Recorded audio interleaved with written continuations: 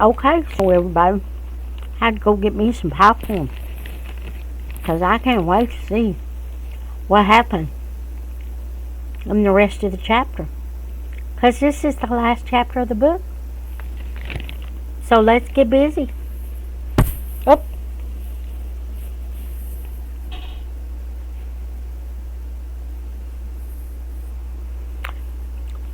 Now, the judge has already sent 2 cows out. When Madeleine came before the judge's eyes, I breathed in and kept my mouth, my mind, and my eyes on her, praying that the judge was going to let us pass on by. The judge's head made a very definite nod, which I took to mean that Madeleine was still in the contest. After more walks around the ring, a Guernsey and 1 Jersey, but not my Jersey, were sent from the ring. Who was left? A cherry red and white Ayrshire, Leonard, and Madeleine. Mr. Paulson was studying the Ayrshire, pressing his hands against the ribs, feeling its udder, and then its chest. Suddenly, he shook his head no and pointed the direction toward the bonnet. Farewell, fancy Ayrshire.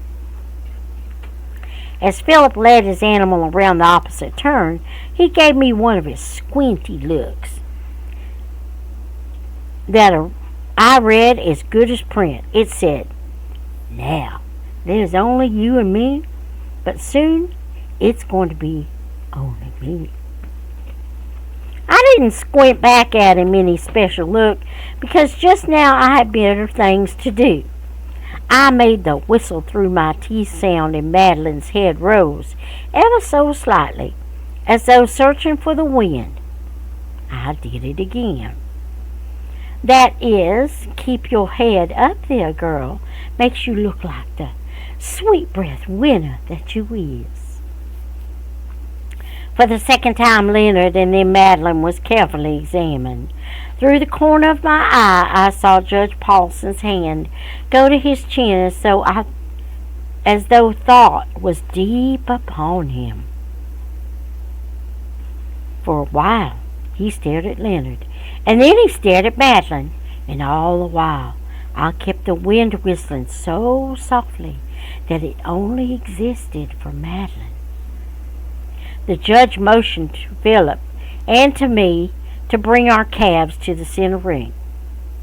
Ladies and gentlemen, we have a winner. Da-da-da-da-da!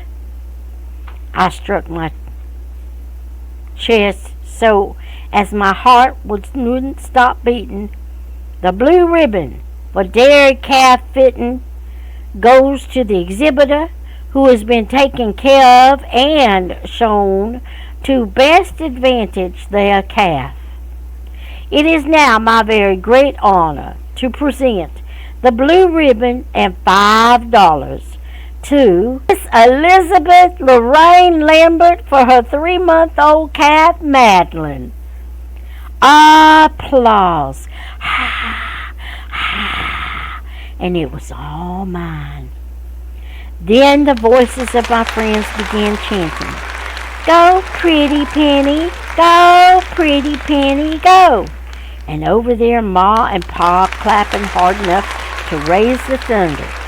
Even baby Benjamin waved a hand in my direction, and I knew that if he could, he'd be calling my name. Judge Paulson raised his arms above his head for quiet, and that's exactly what he got. He announced Philip as second-place winner for a red ribbon and $3. But there wasn't all that much clapping. And even, I got a picture here. And even the tiger hunters, who gave out with a Phil and Leonard chant, didn't seem to throw their whole hearts into it. Philip was looking down, not for modesty, but from shame. Was he thinking that he had let down the whole world, or just the tiger hunters at the very least? Folks flooded into the ring. Ma was the first one to reach me, not really hugging me, but holding me at a distance as though to get a better look at what a blue ribbon exhibitor really looked like. Never knowed where you got all your smartness from, little Beth, but I couldn't hardly be no prouder than I am right now.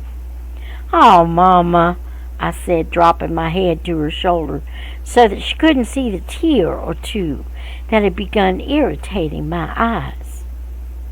I had made her happy. I had done just what I set out to do. So why was I fretting? She pulled me away from her and took another long look before saying, Phil ain't gonna be mad forever. You don't think so? I asked, already beginning to believe. I don't go strutting around and saying things I don't believe, she said. Besides, it being you couldn't hardly do nothing but what you did do. Your best. Howdy, Miss Beth, called Pa, grabbing me by the waist and giving me a free swing about. When Fancy Ann came up holding baby Benjamin, I took him in my arms, and he showed his thanks by drooling a kiss down my cheek, which is a lot pleasanter than one of his sour milk burps down my shoulder. The next thing I noticed was my friends dropping to one knee as they formed a circle around me and my family and Madeleine. Together now, called out Bonnie. Go, Pretty Penny, go, Pretty Penny, go, Pretty Penny, go. Go, go. And they all jumped to their feet, shouting, Hooray, Beth! Hooray, Lambert! Hooray, Beth Lambert! Hooray!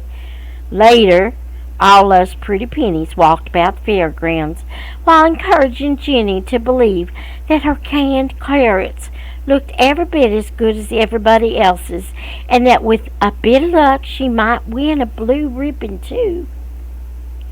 When folks saw me, they smiled, nodded, and offered up their congratulations. It was nice being all that special. Still, there was one person whose face I kept searching for, whose smile I kept hoping for. Would it hurt him to be nice for once in his life? Well, just don't go thinking I care. The very next contest was the sewing, and all us girls had every finger and limb across for Bonnie's gabardine dress with the Peter Pan collar. But a girl from Mountain Village whose dress wasn't a bit prettier than Bonnie's won the blue ribbon. And if that wasn't bad enough, another girl from the very same town came in second for a red ribbon. After that came the honorable mentions, but poor Bonnie went unhonored and unmentioned. But a few minutes later, when we all ordered hot dogs at knee-highs and knee-highs from the lunch wagon, Bonnie ate good enough to make me think that if she was taking defeat to heart, she stopped short at taking it to stomach. At 1 o'clock, the canning contest began, and when the woman judge began examining the glass jars, Jenny became as nervous as a cow fixing to calve. I grabbed a hold of my friend's arms and gave them a shaking. Quiet yourself down. Ain't no end of no world a-comin'. But when Jenny's glass jar of canned carrots was passed over without ribbons or mentions, she became strangely relaxed. I tried to push in too many carrots. Next year they ain't going to be so squeezed. The 2 o'clock event was the tractor maintenance contest, and the crowd moved over to the area where there were 6 tractors, each with the very same secret ailment, and 6 boys with identical sets of tools. At the whistle, they all began searching for the fault.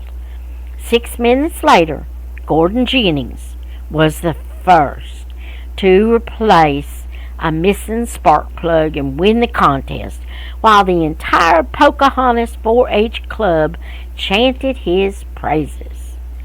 When I saw Philip Hall, I tried to ease across the crowd to where he was. But when I got to where he wasn't. Don't go thinking I care. At the start of evening, the lights strung about the grounds flashed on. A huge flatbed of a truck, decorated to look like a stage, wore a long banner sign. Welcome, Skinny Baker, King of the Square Dance Callers. I reminded the girls that nobody on the whole fairgrounds needed to be reminded of square dancing ought to be starting up soon. As we wandered off to the side, pretty ourselves up, Bonnie told us a secret. Gordon was going to be her partner. Then Jenny, Susan, and Esther admitted that they had been keeping the same secret, only with different partners. Fact is, there was only one Pretty Penny who didn't have a secret to tell, 'cause not even a blue ribbon winner can swing a partner she hasn't got. When Skinny Baker struck up his do-si-do band, the girls jumped to their feet as though scared silly that they might miss a single square dancing step. As they ran off toward the lights and the music, I sat in the darkness and wondered, what now? For a while I watched the stars and waited for them to arrange themselves into a pattern spelling out in capital starlit letters exactly what I should or shouldn't do. I thanked God in advance for all the trouble he was about to go through on my account, and I told him that there wasn't any real rush. You can take your time, Lord. 5, even 10 minutes would be fine with me. I lay back across the grass and closed my eyes. Peeking is cheating. And I waited for the miracle of the stars to happen. It wouldn't even be a problem knowing when the 10 minutes are up, because I remember Ma sometimes times her eggs are by songs played over the radio. Each song is 3 minutes worth. So when Skinny Baker finished up his third song, and I got a ways into the fourth, I called out, "Here I come, God, ready or not." I opened my eyes and searched the sky for the starry message that would be waiting there. East, west, north, south. It wasn't there. Nowhere. I spoke in the direction of the star that looked the biggest and bossiest. "Reckon I don't rightly know, Lord, where you got this reputation for answering prayers." I stood up, brushing the grass off my clothes as I spoke again. "Well, if you're not going to spell it out what I ought to do, then I'm going to have to use my God-given brains to do what I think I oughta." I came out of the darkness toward the lights and the music and looked among the faces for his face. The jerk. I hope I never see him again. Over there, dancing up in the storm, was my ma and pa. I didn't know how they could still do that. And would you look at that Fancy Annie and Jason Savage? Don't take no telling to tell they is sweet on each other. All the Pretty Pennies were being swung about by some tiger hunter. It seemed as though the whole world was dancing, with the exception of one Pretty Penny and one tiger hunter who was nowhere to be seen. Well, if he wasn't out dancing down the grass, then maybe he was one of the watchers who lined the field. I circled, looking everybody over from the backside. I saw a lot of backsides, only not his. With everybody paired as though waiting to enter the ark, being separate was noticeable. Well, Madeleine, I said, heading back toward the barn, now that you is the champ, reckon you have time to listen to my troubles. Almost as soon as my foot struck the barn floor, I saw her fawn-colored head rise above her slatted stall. You're looking good enough, I told her, to pose for one of those advertisements about them contented cows. I put my arms around her neck and spoke directly into her spoon-shaped ear. I like winning the blue ribbon, sure do, but I don't like losing my best friend. Madeleine made a sound which I took to be a friendly sympathy, so I went on. Why should he fault me? 'Cause I do things better than other folks. I've always been that way. You can ask my ma. As soon as I said that, the thought struck me that it ain't likely that Madeleine will ever ask that or any question. But I just went on talking hurriedly so she wouldn't take no notice of my mistake. And so, Madeleine, I told her, I know I wouldn't be carrying on so if he had won the blue ribbon and I had only won the red one. I wouldn't be one bit mad. And that's the truth. Suddenly there was a lot of hoofing around a couple of stalls down.